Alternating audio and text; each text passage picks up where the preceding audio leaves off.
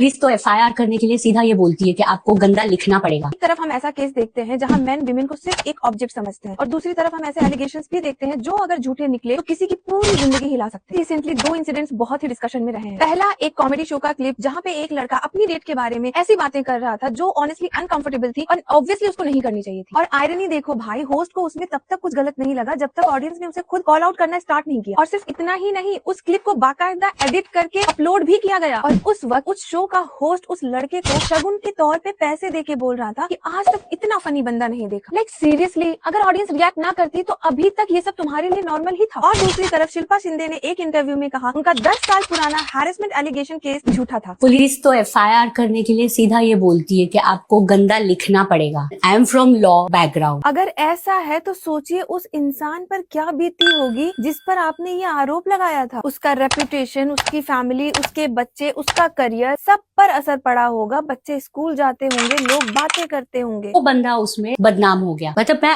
Actually आज इसके through बोल रही हूँ, वो झूठ था। क्या बात कर रही है? एक इल्जाम सिर्फ एक इंसान को नहीं, उसके पूरे परिवार को अफेक्ट करता है भाई। मैडम को लगा था 10 साल बाद सच बोलेंगी तो चीजें इनकी फेवर में आ जाएंगी, लेकिन नहीं, ऐसा नहीं होता है। और इन दोनों केसेस में सबसे मजेदार बात ये है कि इन दोनों लोगों को दोनों जेंडर कॉल आउट कर रहे हैं। That is the best thing I can see. देखो, मेरे लिए गलत सिर्फ एक जेंडर नहीं होता, गलत गलत होता है भाई। अगर कोई लड़का किसी लड़की को ऑब्जेक्ट समझता है वो गलत है, और अगर कोई लड़की किसी लड़के पे झूठा इल्जाम लगाती है वो भी उतनी ही गलत। तो इशू मेन वर्सेस वुमेन नहीं है, इशू है कैरेक्टर का। रिस्पेक्ट दोनों को मिलनी चाहिए, अपॉर्चुनिटीज दोनों को मिलनी चाहिए और अकाउंटेबिलिटी भी दोनों की होनी चाहिए। इक्वालिटी का मतलब किसी एक साइड को सपोर्ट करना नहीं होता है, बल्कि सच और इंसानियत के साथ खड़े रहना होता है। मुझे कमेंट सेक्शन में जरूर बताना आपका इस बारे में क्या पीओवी है।